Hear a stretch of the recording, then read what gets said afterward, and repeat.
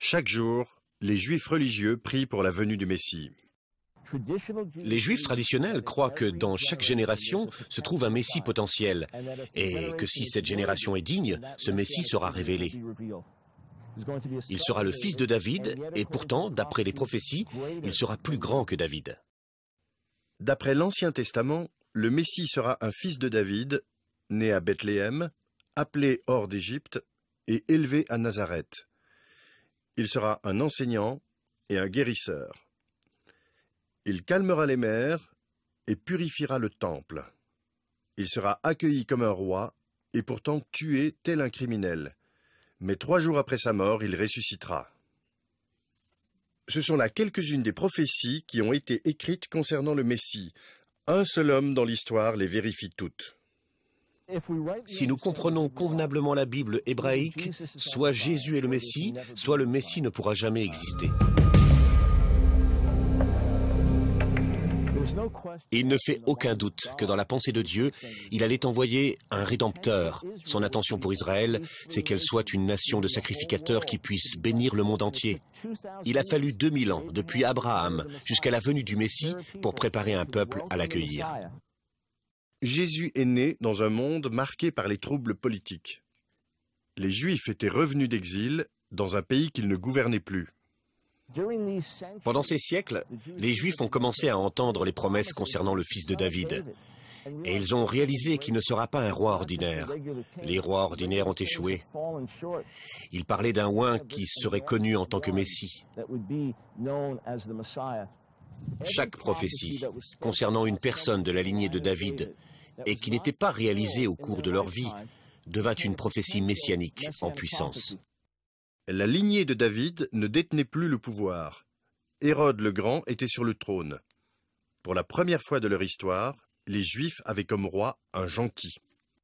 Originaire d'Idumée, il s'était converti au judaïsme, mais il n'y avait aucun sang juif dans sa famille. En raison de sa naissance indigne, Hérode se sentait menacé par les descendants de David. Il s'empara des archives publiques et brûla les généalogies des Juifs. Beaucoup des descendants de David s'enfuirent de Jérusalem pour se réfugier dans le village derrière moi. Un village qui allait être appelé la Cité de la Branche, en référence à la branche de David. Aujourd'hui, nous la connaissons mieux sous le nom hébreu de Nazareth. Le lieu où Jésus passa son enfance est, selon l'évangile de Matthieu, l'accomplissement d'une prophétie ancienne d'Isaïe.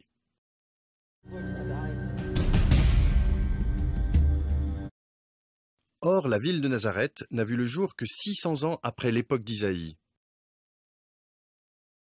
Et à première vue, vous ne trouverez pas le mot nazaréen dans le livre d'Isaïe, sauf si vous le lisez en hébreu. Matthieu rassemble brillamment la voix de plusieurs prophètes. Disons qu'il sera le rameau, littéralement le Netzer, ce qui fait que venir de ce lieu, Netzeret, Nazareth, cela correspond parfaitement. C'est un de ces joyaux que Matthieu place dans son texte. Mais pour les découvrir et les comprendre, il faut creuser. Ce qu'il veut dire, c'est que le Messie était le Netzer, le rameau, la branche qui sort du tronc de David. Au temps de Jésus, seules 150 personnes vivaient à Nazareth. Autrefois lignés de rois, ils étaient à présent cultivateurs et bergers. Ils avaient archivé leur généalogie et l'avaient gardée cachée. Ainsi, en conservant l'histoire de leur famille, ils traçaient par la même occasion la lignée du Messie. Les généalogies sont importantes dans toute la Bible. Il était très important qu'il puisse être établi que le Messie soit de la lignée de David. Les évangiles de Matthieu et Luc reprennent les généalogies des parents de Jésus, Joseph et Marie. Tous deux descendants de David, Joseph par le roi Salomon et Marie par l'autre fils de David, Nathan. Matthieu veut montrer son ascendance royale. Jésus est le descendant direct du roi David, par son père terrestre, son père d'adoption Joseph. Tandis que par sa mère, Myriam, plus connue des chrétiens sous le nom de Marie, par sa mère Myriam, il est du sang de David.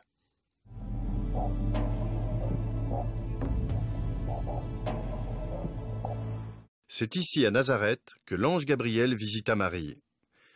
et lui annonça qu'elle allait donner naissance au Fils de Dieu. Ce fut l'accomplissement de l'annonce d'une naissance révélée 700 ans plus tôt dans le livre d'Isaïe. Ésaïe 7 parle de la naissance d'un enfant qui sera nommé Emmanuel. Puis, dans le 9e chapitre, il est question du fils de David qui va naître et qui sera appelé Dieu puissant.